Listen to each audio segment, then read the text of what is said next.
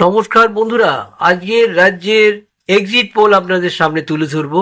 সাংঘাতিক exit pole যেগুলো আপনারা দেখেছেন সকলেরটা আমি আবার প্রকাশ করব। কিছু কিছু ক্ষেত্রে আমার কিছু ধারণা আপনাদের সামনে তুলে ধরবো, কারণ আমি ভোটের আগে থেকে আজ পর্যন্ত আমি টেলিভিশনগুলোকে ভীষণ লক্ষ্য রেখেছি।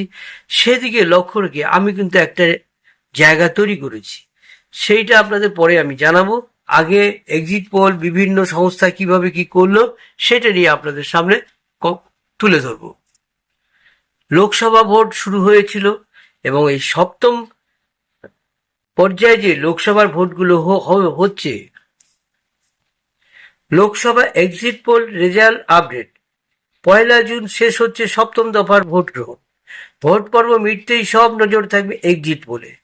বাংলার 42টি আসনের দিকে বিশেষ নজর বিজেপি। এদিক থেকে 1 ইঞ্চিও জমি ছাড়ছে নারাজ তৃণমূল।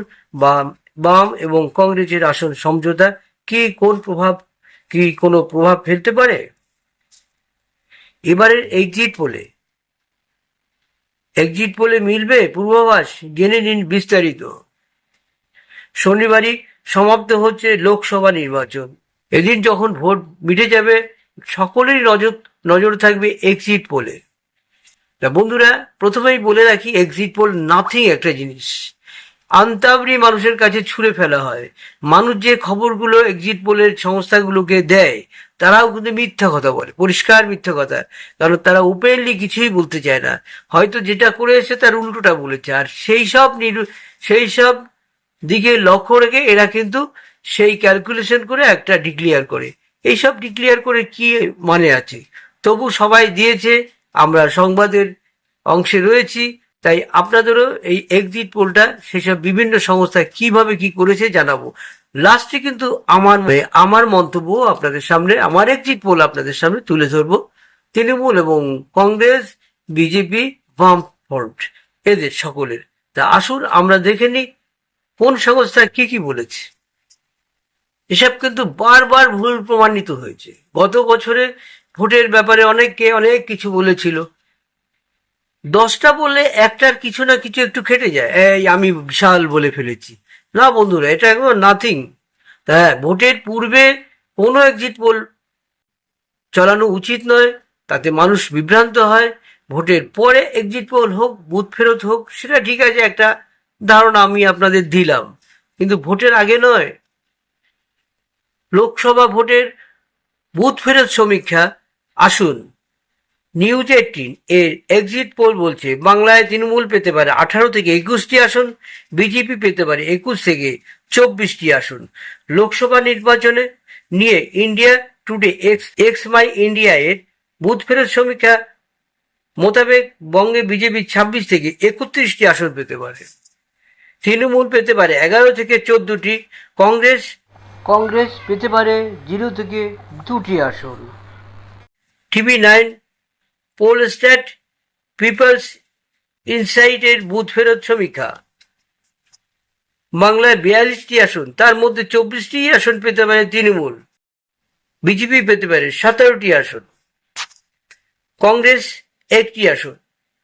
টুডেজ চাণক্য বুথ ফেরত সমীক্ষা অনুযায়ী বিজেপি বঙ্গে পেতে পারে 24টি আসন, তৃণমূল 17টি আসন এবং বামফ্রন্ট কংগ্রেস মোট 1টি আসন পেতে পারে। আসুন ম্যাট্রিক্স কি বলছে। ম্যাট্রিক্স এর বুথ ফেরত সমীক্ষা মোতাবেক বঙ্গে বিজেপি পেতে পারে 21 থেকে 25টি আসন, তৃণমূল পেতে পারে 16 থেকে 20টি, অন্যান্য 1টি। জান কি বাত এর সমীক্ষা রিপোর্ট অনুযায়ী পশ্চিমবঙ্গে তৃণমূল পেতে পারে 16 থেকে 18টি, বিজেপি 21 থেকে 26টি এবং বাম কংগ্রেস জোট 3টি আসন পেতে পারে।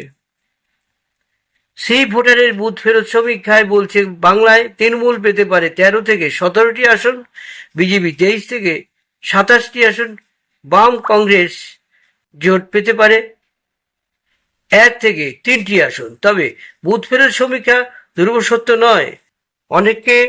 অনেক সময় দেখা গিয়েছে 100% বদলে গিয়েছে। রিপাবলিক এর এক্সিট পোল বলছে বিজেপি পেতে পারে 22টি আসন, তৃণমূল পেতে পারে 20টি আসন, বাম কংগ্রেসকে 0 দেওয়া হয়েছে। বাংলার 42টি কেন্দ্রের নির্ভুল এক্সিট পোল তুলে ধরবে এই সময় ডিজিটাল। শেষ দফায় ভোট শেষ হওয়ার পর প্রকাশিত হবে বুথ ফেরত সমীক্ষার ফলাফল। 4 জুন লোকসভা নির্বাচনের ফলাফল প্রকাশ। এদিনের এক্সিট পোল নিঃসন্দেহে ফলাফলের পূর্বাভাস দেবে, মতামত বিশেষজ্ঞ মহলের। নির্বাচন কমিশনের নির্দেশ মোতাবেক 1 জুন সকাল 7টা থেকে সন্ধ্যা 6:30 পর্যন্ত কোনো ধরনের এক্সিট পোলের রিপোর্ট সামনে আনা যাবে না। এরপর পরবর্তী সময় থেকে ধীরে ধীরে সামনে আসবে বুথ ফেরত সমীক্ষা। ফলাফল কি সেই বুথ ফেরত সমীক্ষা? এক্ষেত্রে ভোটারদের থেকে তাদের পছন্দ প্রার্থী এবং দলের সম্পর্কে জানতে চাওয়া হয়। ভোটদান করে বার হওয়ার মুহূর্তে ভোটদাতাদের মতামত জানতে চাওয়া হয়। এর উপর ভিত্তি করে একটি রিপোর্ট প্রকাশ করা হয়। তবে সবসময় যে বুথ ফেরত সমীক্ষার রিপোর্টের সঙ্গে ভোটের ফলাফল হুবহু মিলে যায় তা নয়।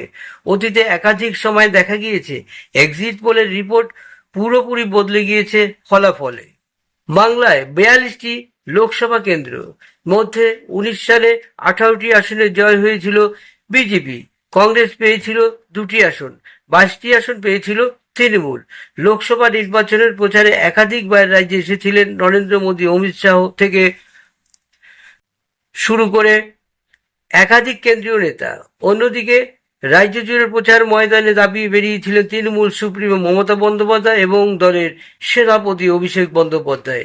এই লোকসভা নির্বাচনে কার দখলে কতগুলি আসন, সেই দিকে সব নজর। তা বন্ধুরা, আপাতত এই ছিল আমাদের এক্সিট পোল। এইবার কিন্তু আমার একটা এক্সিট পোল আপনাদের সামনে তুলে ধরব। আমি আমার এক্সিট পোলের কথা আপনাদের বলবো। প্রতিটি টিভি আমি দেখেছি, প্রতিটি সংবাদপত্র দেখেছি, প্রতি ক্ষেত্রেই আমি নজর রেখেছিলাম। সেক্ষেত্রে আমার ধারণা ছিল তৃণমূল কম করে 22টি আসন পাবে। কিন্তু কার্তিক মহারাজকে ঠিক কয়েকটা ভোটের আগে, এই শেষ দফা ভোটের আগে যেভাবে কার্তিক মহারাজকে বলা হয়েছে, সত্য মিথ্যা এটা বলতে পারবো না, সেটা আমাদের টিএমসি সুপ্রিমো বলেছে। সেই কথা যদি ধরে আমি বলি, এই হিন্দুদের সেন্টিমেন্ট একমাত্র বিজেপি দেখছে। তাই বিজেপির থেকে কিন্তু 1% ভোটও যদি এদিক ওদিক হয়ে যায়, 1 থেকে 1.5% ধরে নিন, যদি এদিক ওদিক হয়ে যায়, তবে কিন্তু তৃণমূলের ভাগ্যে খুবই কষ্টকর একটা রেজাল্ট হওয়ার চান্স রয়েছে। সেক্ষেত্রে আমি বলবো 12 থেকে 17 অবধি ধরা যেতে পারে তৃণমূলকে টেনে টুনে। আর বাদ বাকি আসন কিন্তু বিজেপিই পাবে। আর অধীর চৌধুরী, সেও কিন্তু কথা বলতে ছাড়েনি কার্তিক মহারাজের বিরুদ্ধে। সেক্ষেত্রেও কিন্তু তার এমনিতে ওখানে ভোটের একটা সাংঘাতিক রয়েছে। এবারে ওখানে ইউসুফ পাঠান দাঁড়িয়েছিল, সেক্ষেত্রে কিছু মুসলিম ভোট কেটে তার দিকে যেতে পারে। এবং এই যে উনিও বলেছিলেন, কিছু একটু দোষ দিয়েছিলেন, সেই দোষ ধরে যদি আমি বলি, তবে সেক্ষেত্রে কিন্তু হিন্দুরা আজকাল অনেকটা একত্রিত হতে শুরু করেছে। সেক্ষেত্রে কিন্তু 35টি আসন কিছু বিজেপির দিকে ঢুকতে পারে। আর কংগ্রেস, এরা দুটোই কিন্তু মানুষের কাছে একেবারে অবজ্ঞার জায়গা তৈরি করে ফেলেছে। এরা বামফ্রন্ট যখন ক্ষমতায় ছিল অনেক লাফালাফি করেছিল। আর কংগ্রেসও কিন্তু, আমরা অনেক বয়স তো, আমরা সেই দীর্ঘ ভোটের কথাটা মনে আছে, সে সময়ও কিন্তু কংগ্রেস খুব বাড়াবাড়ি করেছিল। সুতরাং এই দুটো পার্টিকে লোক আর দেখবে না, এটা আমার একটা ধারণা দিয়ে বলছি।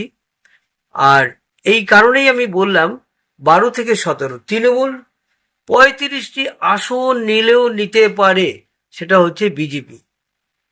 তা বন্ধুরা, এই ছিল আজকের আমার খবর। একদম আমি আমার নিজস্ব একটা মতলব দিলাম, এটাকে কেউ ভাববেন না যে আমি কারোর বিরোধিতা করছি। আমি সব কিছু দেখে বুঝে কার্তিক মহারাজের ওই কথাগুলো শোনার পরে এবং সব কিছু বোঝার পরে আমার একটা ধারণা হয়েছে যে মনে হয় কিছুটা তৃণমূলের কমে যাবে, নাইলে কিন্তু তৃণমূল অনেক ভালো রেজাল্ট করতো। সেই ক্ষেত্রে এখানে কিছু মনে করবেন না, আমি কোনো পার্টির হয়ে কথা বলছি না, আমার একটা ধারণা মাত্র আপনাদের সামনে তুলে ধরলাম।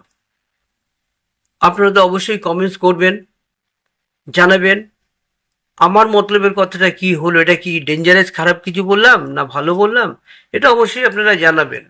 আর এদিকে তো সব সংস্থার ভোটের এক্সিট পোল আপনাদের জানালাম। না, আমার যে ধারণাটা আপনাদের জানালাম, তাই আপনারা অবশ্যই কমেন্টস করবেন। আর প্লিজ একটু সাবস্ক্রাইব করে পাশে থাকা বেল আইকনটি বাজিয়ে দেবেন, লাইক শেয়ার করে রাখবেন।